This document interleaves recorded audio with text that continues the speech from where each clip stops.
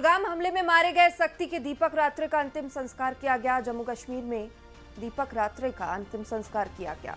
दरअसल मृतक के परिजनों की उपस्थिति में ही ये दाह संस्कार की प्रक्रिया हुई। परिजनों को अभी फौरी तौर पर 2 लाख रुपए का चेक दिया गया और 10 लाख रुपए मुआवजा दिए जाने की भी बात कही गई है। 12 लाख रुपए मुआवजे की घोषणा की गई है।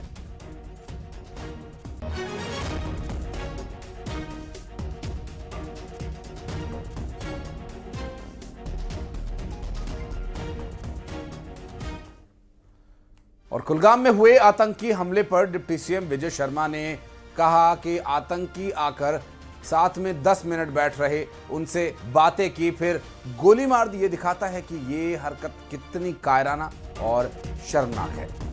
डिप्टी सीएम विजय शर्मा ने कहा कि ये 100 बार साजिश कर ले, जम्मू कश्मीर भारत का हिस्सा है। ऐसी हरकत करने वालों को मुंहतोड़ जवाब दिया जाएगा। पूरी ही घटना में एक बात जरूर है कि परिजनों ने बताया कि आतंकी आकर 10 मिनट बैठे रहे, साथ में बहुत सारी बातें की और उसके बाद गोली मार दिया। ये दिखाता है कि कैसा कायराना है ये सब कुछ। ये 100 बार कुछ कर लें, षड्यंत्र 100 बार कर लें, जम्मू कश्मीर संपूर्ण रूप से भारत में भारत का हिस्सा है। और इस तरह के हरकत करने वालों को अब सरकार बदली है तो मुंहतोड़ जवाब जैसे दिए गए हैं वैसे ही। और कुलगाम में आतंकी हमले पर सियासत शुरू हो गई है। प्रदेश कांग्रेस अध्यक्ष दीपक बैज ने इस पर सवाल उठाया।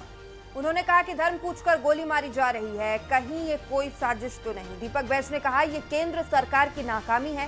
बैज के बयान पर सीएम विष्णुदेव साय ने भी पलटवार किया। कहा कि कांग्रेस को हर चीज में राजनीति ही नजर आती है। इस तरह की घटना घटती है, ये पहली बार नहीं है।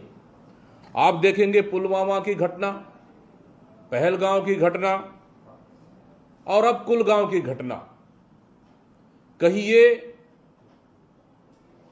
साजिश या षड्यंत्र तो नहीं? जो धर्म पूछकर गोली मारा जा रहा है, जो कि वर्तमान परिस्थिति में केंद्र सरकार के पूरे खिलाफ माहौल है, उस माहौल को कहीं डाइवर्ट करने के लिए तो नहीं? कहीं ना कहीं बड़ी षड्यंत्र नहीं? इस मामले को गंभीरता से जांच होनी चाहिए। अब कांग्रेस को तो बीजेपी के एनडीए के हर चीज में साजिश नजर आती है, तो उनको अपना चश्मा बदल लेना चाहिए। जबलपुर में सीएम डॉक्टर मोहन यादव ने 362 करोड़ 31 लाख रुपए की अमृत 1.0 सीवेज परियोजना का लोकार्पण किया है।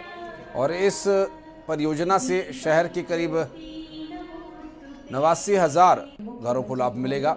और मुख्यमंत्री ने मेट्रोपॉलिटन सिटी बनाने, मेडिकल यूनिवर्सिटी को एम्स स्तर का विकसित करने की घोषणा की। और सीएम ने मदन महल इलाके में आधुनिक जू बनाए जाने और हर विधानसभा में सांदीपनी विद्यालय खोले जाने की भी घोषणा की।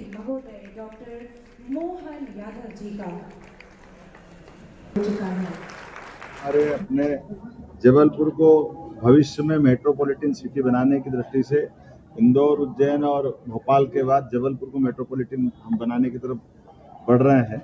और उम्मीद करेंगे 1 साल के अंदर हम इसको मेट्रोपॉलिटन सिटी के रूप में बढ़ाएं।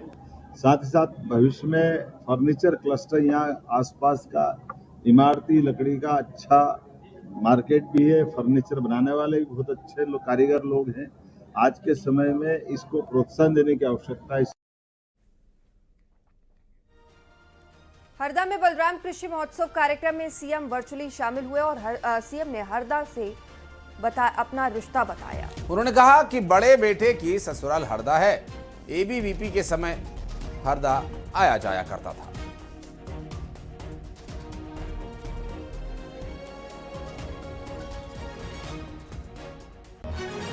ये जमाने से अगर मैं प्रवास में कहीं प्रदेश की तरफ कदम बढ़ाता हूं तो सबसे पहला मेरा प्रवास अक्सर हरदा होता है।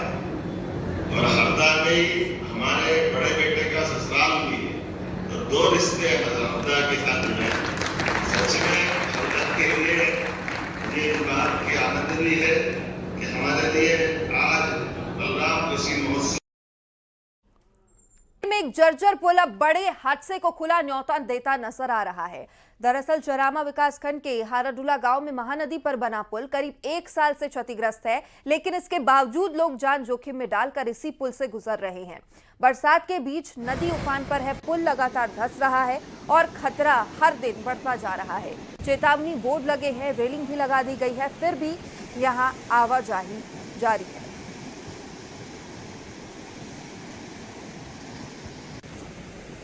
ये क्या कारण ये है कि यहाँ जो जहीं इसका जो ये आधार होना चाहिए, जो नींव होना चाहिए, सही नींव नहीं है। वो क्या है, जो नींव नहीं था इसलिए वो नीचे में जो रेती है वो रेती बहाने के कारण जो नीचे का जो नींव था वो हिल कर टूट गया और इसका प्लेट गिर गए हैं। अभी भी लोग आना जाना कर रहे हैं? हाँ, अभी भी क्या है, जो बाइक वाले हैं वो आना जाना कर रहे हैं। बाइक क्या है, एक जो प्लेट टूटा हुआ है, ऐसा नीचे में ऐसा सेट हो गया है, वो गिर नहीं सकती। बहुत जानलेवा हो सकता है वहाँ पे किसी भी प्रकार की गाड़ियाँ चलाना। हमने उसको पाबंदी लगाई है। पीडब्ल्यूडी विभाग द्वारा इस पुल की महत्व का देखते हुए बहुत गाँवों का संपर्क इससे बना रहता है, तो तत्काल इसको सैंक्शन भी किया था, इसका टेंडर भी लगा है। मुझे लगता है आगामी बारिश के बाद यहाँ काम भी चालू हो जाएगा। कांकेर जिला मुख्यालय से लगभग 30 से 35 किलोमीटर, जहाँ पर हाराडुला गांव के में जो मैं मौजूद हूँ, और वहाँ पर देख सकते हैं आप, ये महानदी है। महानदी में अथाह पानी जो है चल रहा है, पूरा बाढ़ आ चुका है और इसमें 2 दिनों की ये जो बारिश है उसमें ये नदी पुल अपने सबाब पर है। अब आपको मैं बताना चाहूँगा कि इस पुल को पिछले वर्ष इस नदी पर लगातार जो है सबसे ज़्यादा, पूरे जिले भर में सबसे ज़्यादा इसी नदी से रेत निकाली जाती है, और रेत निकालने के बाद इसी पुल के सहारे से जो है भारी वाहन गुजरती हैं, और भारी वाहनों के गुजरने से आप देख सकते हैं पुल की स्थिति क्या हो चुकी है। मैं थोड़ा आपको नज़दीक लिए चलता हूं, आपको तस्वीरें दिखाता हूं कि पुल किस तरीके से क्षतिग्रस्त हो चुका है। ये नीचे धसक चुका है और इस धसकते हुए पुल में अभी भी लोगों का आवाजाही शुरू है।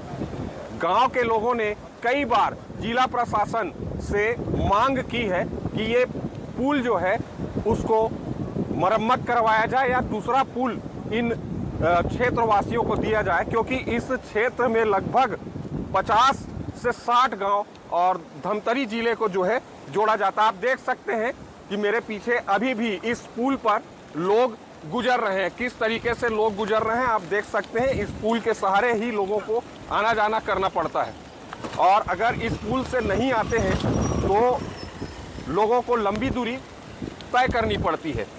और लगातार बारिश जारी है, और उस बारिश के बीच में मैं आप लोगों को ये तस्वीरें दिखा रहा हूं।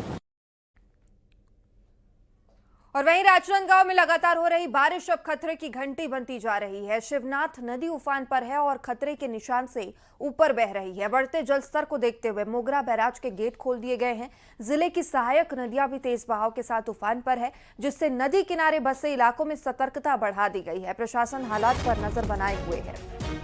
तो शिवनाथ नदी उफान पर होने के चलते सतर्कता यहां बढ़ाई गई है। बता दें कि लगातार हो रही बारिश की वजह से शिवनाथ नदी का पानी खतरे की घंटी से ऊपर बह रहा है। बढ़ते जलस्तर को देखते हुए मोगरा बैराज के गेट खोले गए। जिले की सहायक नदियां भी तेज बहाव के साथ उफान पर है, जिससे निचले इलाकों में सतर्कता बढ़ाई गई है। प्रशासन भी हालात पर नजर बनाए हुए है। पिछले 3-4 दिनों से जिले में हो रही रुक रुक के बारिश के कारण जिले के नदी नाले उफान पर हैं। शिवनाथ नदी का जलस्तर भी लगातार बढ़ता जा रहा है। शिवनाथ नदी अपने खतरे के निशान से ऊपर बह रही है और जिला प्रशासन ने एडवाइजरी जारी की है शिवनाथ नदी तट के किनारे बसे गांव के लोगों के लिए कि वह शिवनाथ नदी के किनारे ना जाएं, ना ही शिवनाथ नदी का नहाने में उपयोग करें। पिछले दिनों लगातार बारिश होने के कारण वनांचल क्षेत्र में जो मोगरा बैराज डैम है उसके भी कई गेट खोल दिए गए हैं, जिसके कारण लगातार शिवनाथ नदी का जलस्तर बढ़ता जा रहा है और शिवनाथ नदी का रौद्र रूप देखा जा सकता है। इधर मुंगेली में कार ने बाइक को टक्कर